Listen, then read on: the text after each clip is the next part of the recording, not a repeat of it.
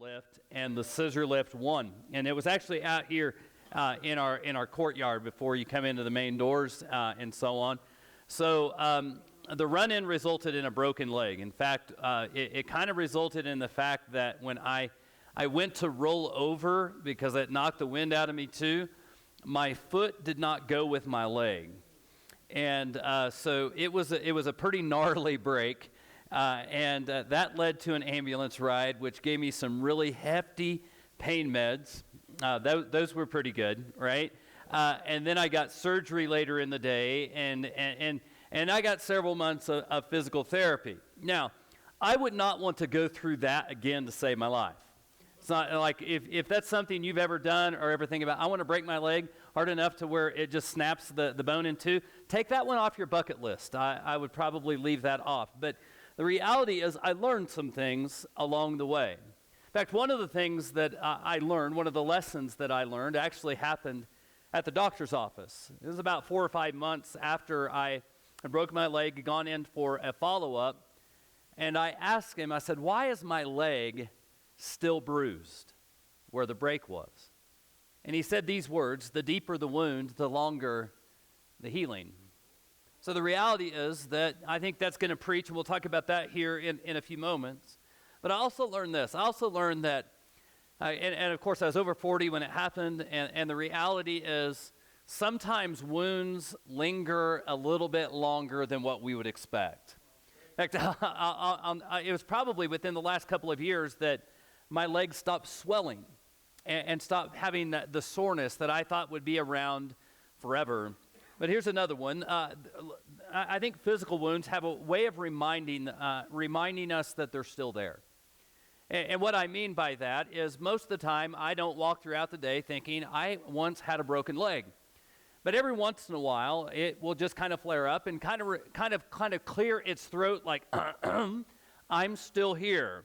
In fact, one of the things that happened when I was a junior in high school, I actually blew out my left knee playing baseball. And as a result, ever since then, when I get down to work and do something on my hands and knees, I always get down on my right knee.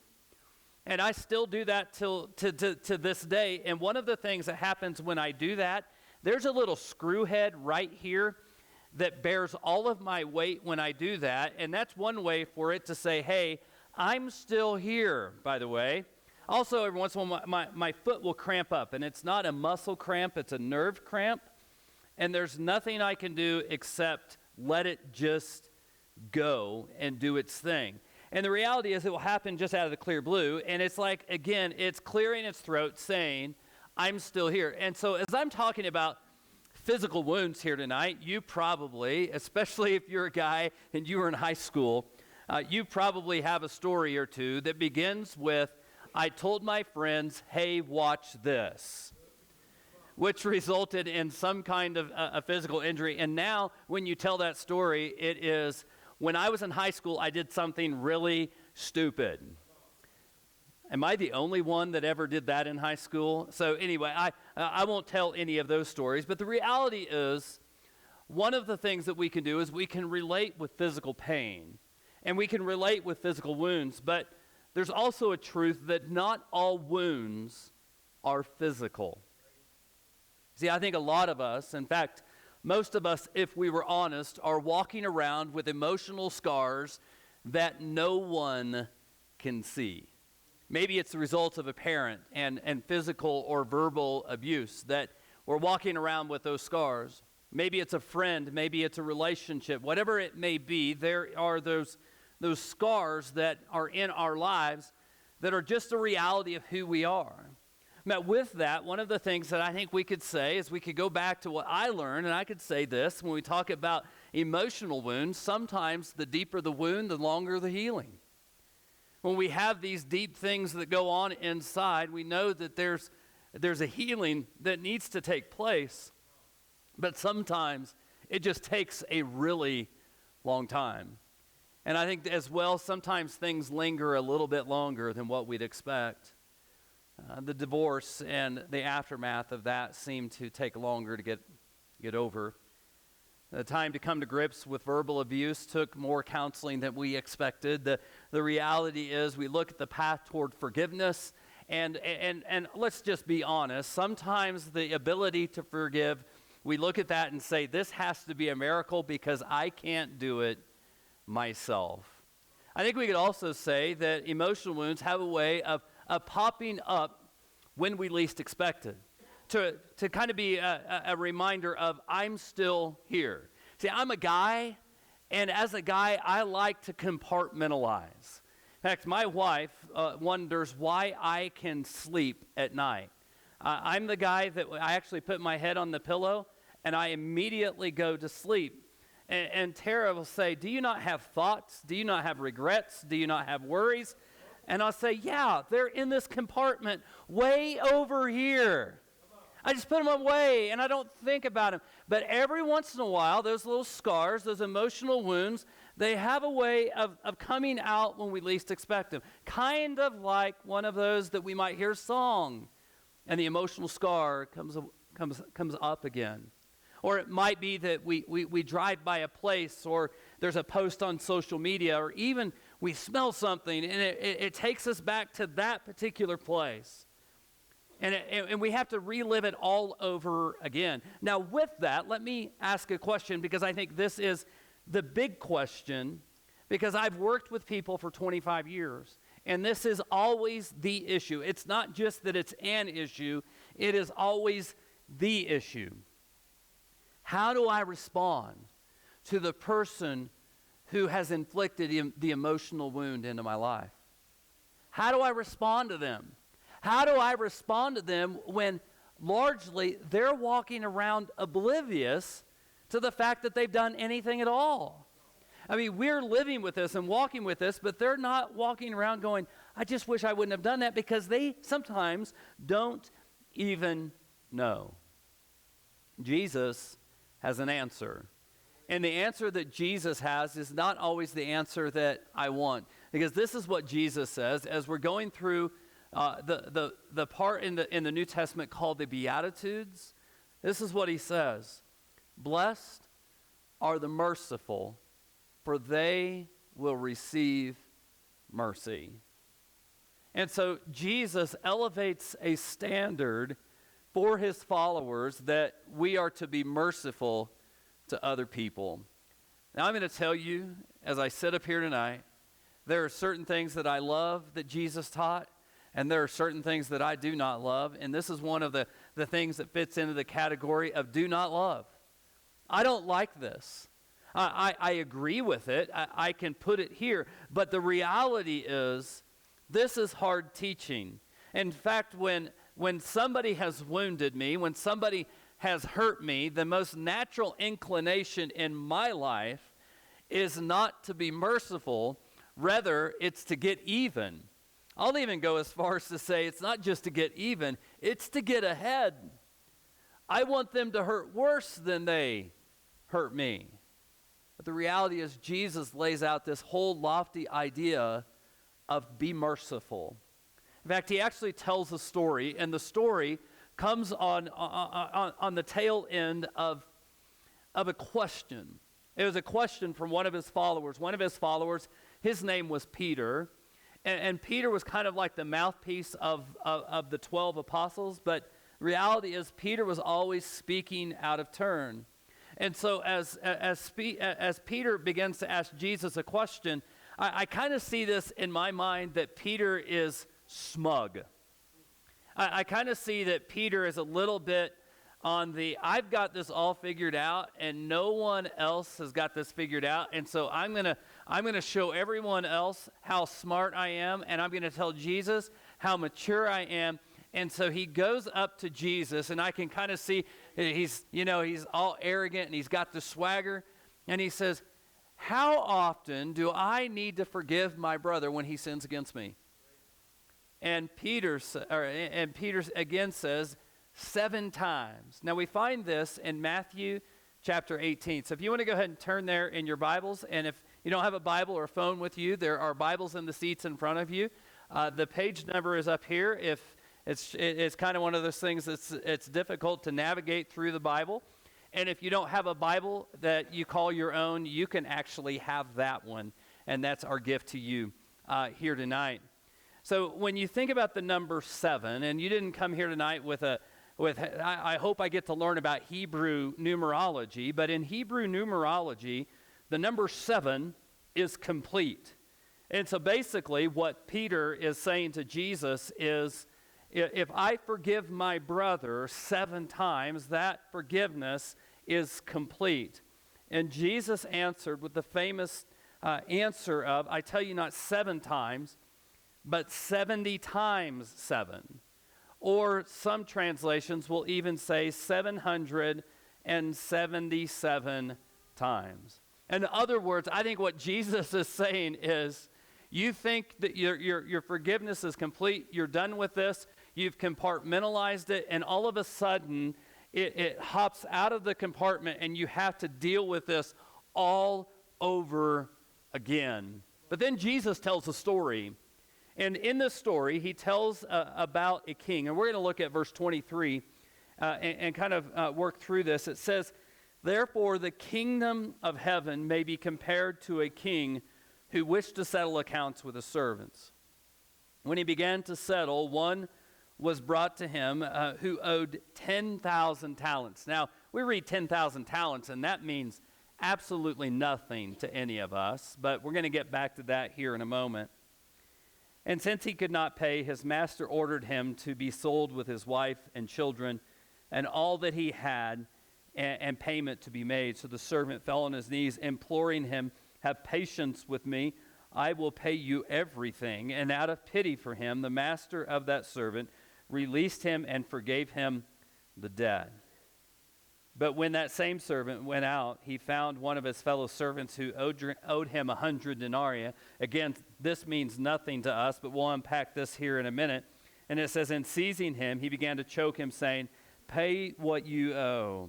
So his fellow servant fell down and pleaded with him, have patience with me, and I will pay you. It's the exact same request that he had just given to his master. And it says he refused. He went out and put him in prison until he should pay the debt. When his fellow servants saw what had taken place, they were greatly distressed, and they went and reported it to their master, all that had taken place. Then his master summoned him and said to him, you wicked servant, I forgave you all that debt because you pleaded with me. And should not you have had mercy on your fellow servant as I had mercy on you? And in anger, his master delivered him to the jailers until he should pay all the debt. Now, I wish Jesus would have just stopped right there, but he didn't stop. In fact, he went on to say these words, so also my heavenly Father will do to every one of you if you do not forgive your brother. And then there are those infamous words. Again, I wish Jesus would have just not said this last little part, if you do not forgive your brother from your heart. From your heart. How many of you got kids in here? How many of your kids ever fight, right? I know we've got 4 kids, and it seems like at some point in time, every kid has fought against one another. And as that happens, every once in a while, I will say, all right, I get very autocratic when my kids fight. I get very dictatorial, and I'll say, deal with it. And then I'll say, you say you're sorry, you forgive them. And they'll go, oh, I'm sorry. And then another one will go, I forgive you. No, you don't. Neither one. You're not sorry, and you don't want to offer forgiveness because it's not in the heart. The heart has not gone there. And so Jesus, again, he lays out this incredible standard. But I think it's important that we understand the 10,000 talents to be 10,000 talents of gold and 100 denarii. See, there are people who are a whole lot smarter than me who have figured out the math on that and what this would be in American dollars today. So 10,000 talents of gold is equivalent to $6 billion. $6 billion. 100 denarii, 12,000 bucks. There's a quite a bit of disparity here.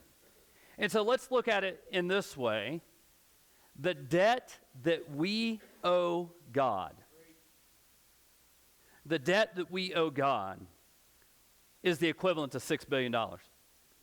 Now, in my lifetime, probably not going to happen.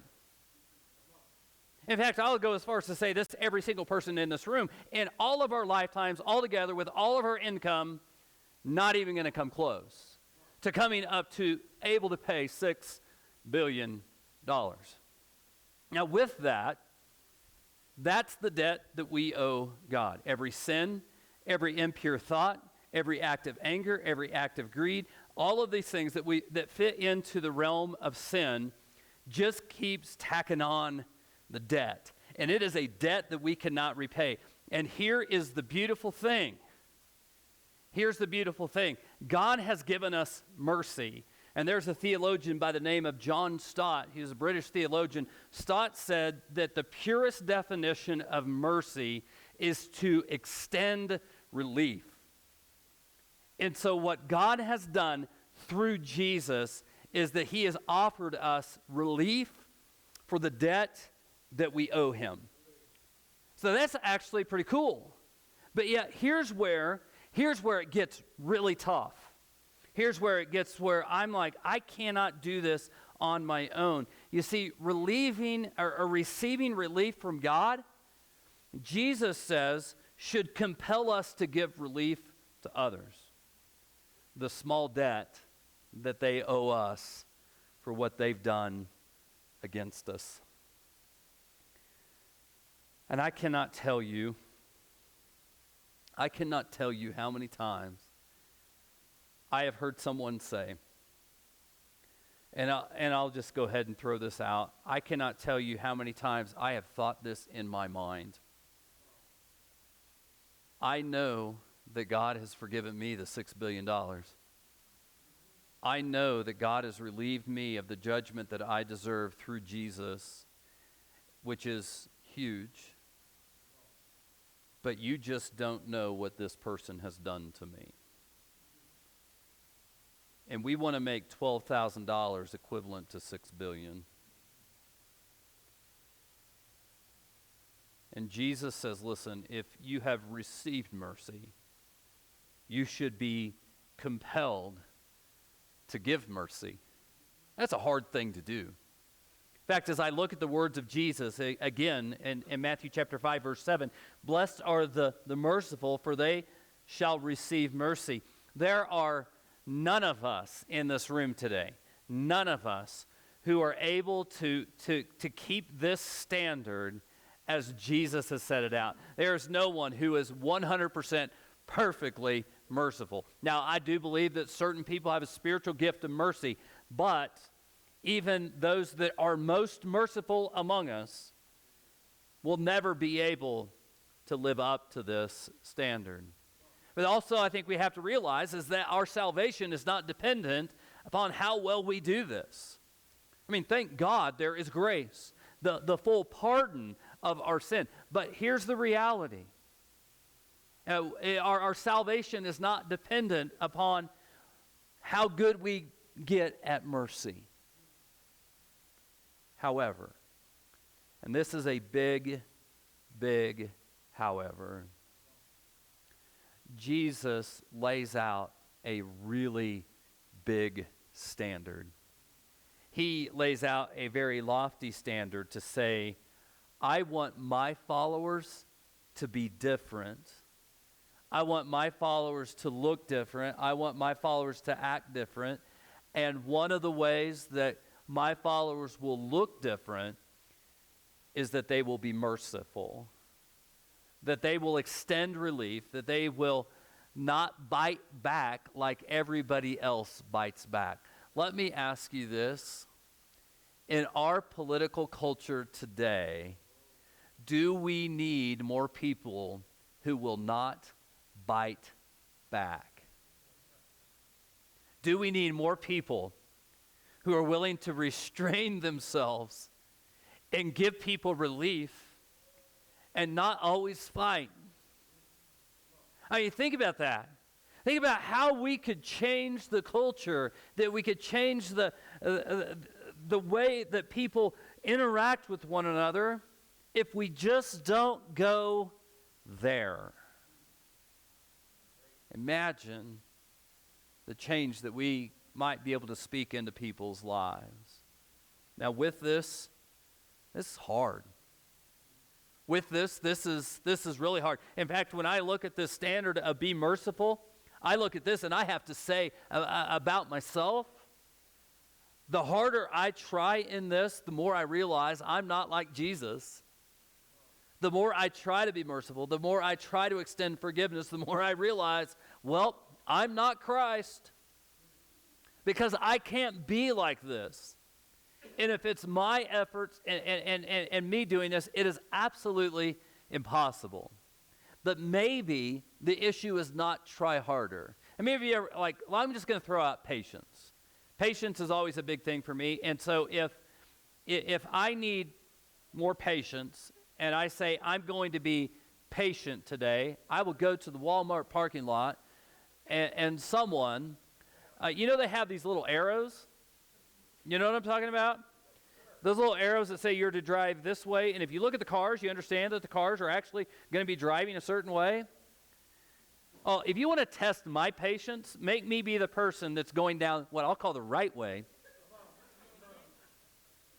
And I have to move over. And I'm like, why do I have to move over when that idiot's going the wrong way, right? And the harder I try to be patient in those situations, the worse it gets. And it's the same thing with mercy. The more I try to be merciful, the less it's going to happen because my efforts by myself are impossible. But maybe it's not about our efforts. I want to show you something in the Beatitudes that I think is very cool. It's very much like the Ten Commandments. In fact, if many have said it's very much in the same paradigm of the Ten Commandments. But if you look at the first four of the Beatitudes that Jesus lays out, he says this: blessed are the poor in spirit, for theirs is the kingdom of heaven. Blessed are those who mourn, for they will be comforted. Blessed are the meek, for they shall inherit the earth. Blessed are those who hunger and thirst for righteousness, for they shall be satisfied. If you look at the first four of these are all God-directed. These are all about my relationship with God. And so with that in mind, I begin to look at it. Jesus doesn't address behavior until he first addresses relationship. And so maybe it's not about being better and being good as much as it is leaning into God and understanding that I need a relationship with him. So here's the reality. Mercy is not a spiritual discipline. Mercy is not one of those things of like Nike and just do it.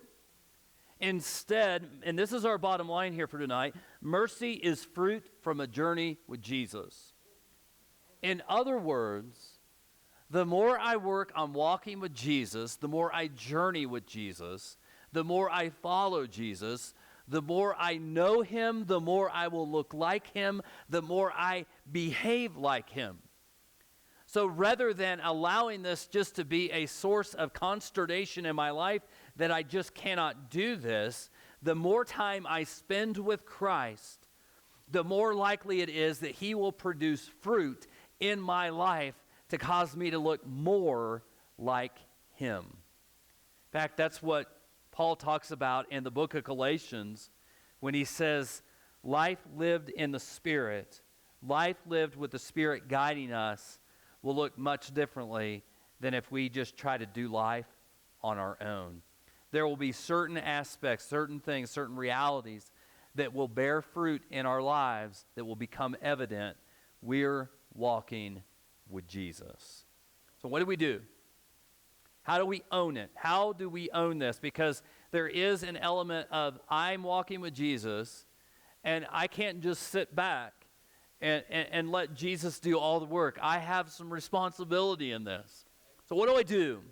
How do I own this? One of the ways that I will own this, I believe we need to strive. Understanding that we will never be perfect, understanding that we can't live up to everything that Jesus has laid out, we still strive to be better. We still strive in understanding that Jesus has laid out for his followers to be merciful, we still try to do this. We still try to, in our own behavior, be merciful. Now, this is one of the things that I learned many years ago, is sometimes the heart catches up with the behavior. So we do what is right, and we kind of hope that the heart will catch up as we kind of go along. That's called discipleship. And understanding that as we work through this, Jesus is working in us. So as we strive to be close to Jesus, Jesus will do his work. And I'm going to throw out a big churchy word here tonight. I'm going to throw out a big churchy word that I'm sure every time you hear this word, you're like, I have no earthly idea what it means, other than it means that we talk about this at church. But it's the word sanctification. And sanctification is a big, fancy, churchy word that I will say means radical and constant life change to look more like Jesus. And so when Jesus works in our life, he speaks into our lives, he speaks change into our life, that's sanctification. We will never fully complete the work of sanctification this side of heaven. But the reality is we continue to allow Jesus to work in our lives. Also, I'm going to throw out another word, and this word is wrestle. One of my favorite verses from the book of Colossians, Paul is closing up the book. And a lot of times you get to those little parts in the book of the Bible where he says, tell such and such hi, and this person says hi, and so on. We kind of get to those in the Bible, and we kind of skirt over those. But in Colossians chapter 4, it says, Epaphras, you probably never heard of Epaphras. Epaphras is always wrestling in prayer for you. And so when I think about wrestling in prayer, I believe that we sometimes need to wrestle with God in prayer. Sometimes we need to go to God and say, God, I'm really ticked at you. We need to go to God and say, I don't understand why this is happening. We need to go to God and say, listen, I don't like what's happening in my life, and I don't fully comprehend you, but I trust you. And if I'm not fully there at a place of trust, I want to trust you. And sometimes we need to go to God and say, God, you know me, and you know your standard. And so you know me, and you know your standard of be merciful, and you know how good I'm not at that. And so I'm just going to ask that you work and you chisel and you change and you meddle and pester into my life and do what you need to do to make that happen. And the final way that we can own this here tonight is this, and we use this term a lot, and I'm going to kind of unpack this and as far as where we are here tonight. Lean in. Lean into Jesus. I think it is so easy for us to bow up. I think it's so easy for us to be kind of at that place where it's like, I don't want to do this. And I know that there's a lot of times you go through personal situations and you go through pain with people and you just don't want to be merciful. And so you're kind of like a 2-year-old or a 3-year-old that's kind of stomping their feet and saying, I don't want to do this. But what we can do is lean in. And I'll tell you, one of the things that I do not each day, but almost every day, is I read in the Bible and I journal. And when I journal, one of the things that I write in there is about contemplation. So after I've read and after I've meditated and kind of worked through the passage and prayed, I have this time of contemplation where I say, God, this is what I feel like you're telling me to work on today. And so today, all day, every minute of this day, however you need to keep this in the forefront of my mind, I'm just going to ask that you do that. And so maybe today it might be to say, when I go to bed tonight, I really want to give this over to God and say, God, I'm not merciful. I'm not like Jesus. I want you to work in any way that you have to make this happen in my life. Not so that I will be more merciful, but that I will look more like your son, Jesus. Because C.S. Lewis said these words, we are never more like Jesus than when we forgive. And so tonight we have an opportunity to celebrate the forgiveness of Jesus. We're going to share in communion, and how we do communion here is our communion is here at our communion tables up front, and there's some in the back as well. And if you're a follower of Jesus, we just invite you to come, take communion, and remember the grace and the mercy of Jesus. So I'm going to pray, and after we pray, I'm going to invite you to come forward or go into the back, and we would love to walk with you and just walk together as we take communion here tonight. Will you join me in prayer? God and Father, I thank you. Father, I thank you for your mercy that we do not deserve. Father, I thank you that you offered us relief through your Son Jesus. And as you offered us relief,